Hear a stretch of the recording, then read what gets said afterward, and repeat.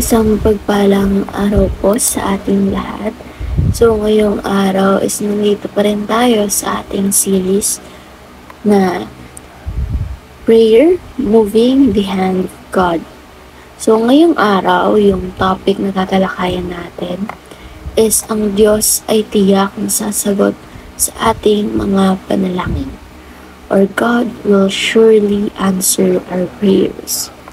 So, in connection to our topic for today, ang Bible verse na ating tatalakayin ay ang 1 John chapter 5 verses 14 to 15.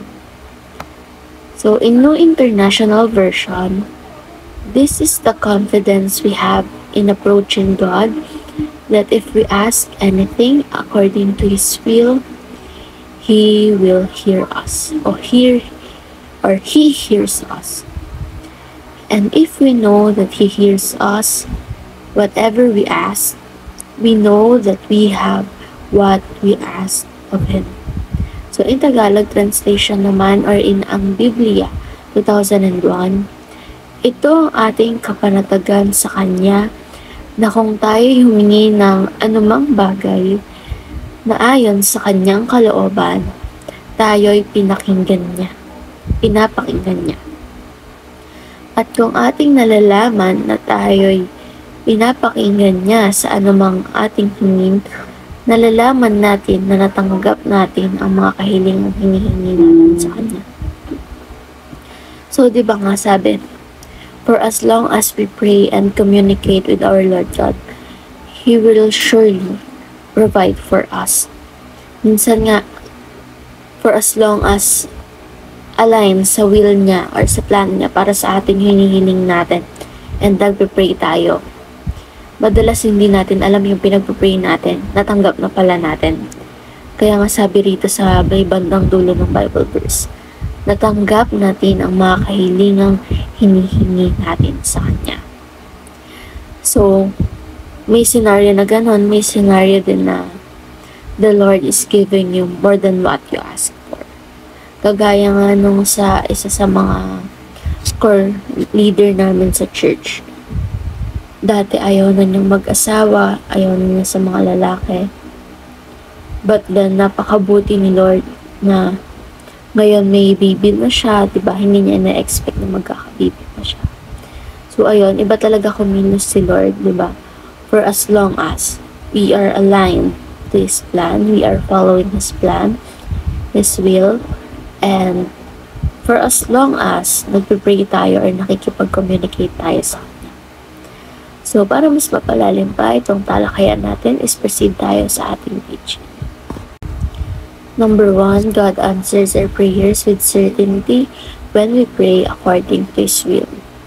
So, di ba, hindi siya kumbaga, He is so generous na kapag yung hinihiling mo nga is pasok dun sa will niya para sa atin, or naka-align dun sa plano niya para sa atin, bibigay niya kaagad yan sa'yo. For as long as it is also the right time, and alam niya makakapagpabuti yun para sa'yo. Diba? Yung will naman ni God, wala namang will si God para sa atin na mapapahamak tayo, na ikasasama natin, diba? For as long as that thing is naka-align sa will ni God para sa atin, nakatungo tayo sa ating success. Diba? So, again, God answers our prayers with certainty when we pray according to His will. Number 2, God does not answer our prayers with certainty when we do not pray according to His will. So, ayun nga, hindi na nagsasayang ang panahon si God, diba? Na, if alam niyang hindi according sa plano niya, kasi ang mangyayari lang sa atin yung plano ni God para sa atin. So, hindi na niya pahihintulot ang mangyari pa sa atin yung mga bagay na hindi naman naka-align sa plano niya para sa atin. Kasi it's a waste of time. So, hindi niya sinasagot yung mga prayer na alam niya hindi makakabuti sa atin. Yun nga yung hindi according sa will niya. And kapag alam niyang it is still not the right time for us to receive that blessing or that something. So, tatlo lang naman yung maaaring mga magsasagot dyan. Yes, no, tsaka wait. Diba? So, dun lang tayo sa tatlo na yun. Andun lang yung response niya. So, when we pray, doon natin malalaman din kung ano ba yung response ni God sa atin. Doon ma-reveal ni God sa atin kung ano ba yung gusto niyang sabihin sa atin. So, we should pray. We should communicate with Him, di ba? Kasi, yung prayer natin, humihiling na tayo. Doon pa natin makukuha yung sagot niya. So, again, God does not answer our prayers with certainty when we do not pray according to His will. And number 3, we can know God's will when we pray. So, ayun nga yung sinabi ko kanina, di ba? When we pray, doon tayo nakakapag-communicate kay God. And doon din niya nare-reveal sa atin yung mga gusto niyang sabihin, kung ano ba yung plano niya sa atin, kung ano ba yung will niya sa buhay natin.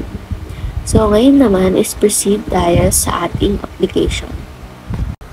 So, in connection dun sa teaching natin, is dito naman tayo sa application ngayon. Ito yung mga dapat natin i-apply sa sarili natin dahil nga nakakuha or naka-acquire na tayo ng knowledge mula doon sa ating teaching for this day. Number 1, pray to know God's will. Number 2, pay attention because God always answers our prayers expecting yes, no, or wait. And number 3, praise God for answered prayers and unanswered prayers. So, pareho yun, yung answered prayers and unanswered prayers, they are both blessings for us. Kasi yung answered prayers, ayan, natatanggap natin yung mga hinihiling natin. And yung unanswered prayers naman, ibig sabihin may tinuturo si God sa atin kung bakit hindi niya muna ibinigay yung bagay na yun. Or may mas malaki pa siyang plano para sa'yo. Diba? So, all those aforementioned, we should consider them on how to practically apply the principle, pray according to the will of God.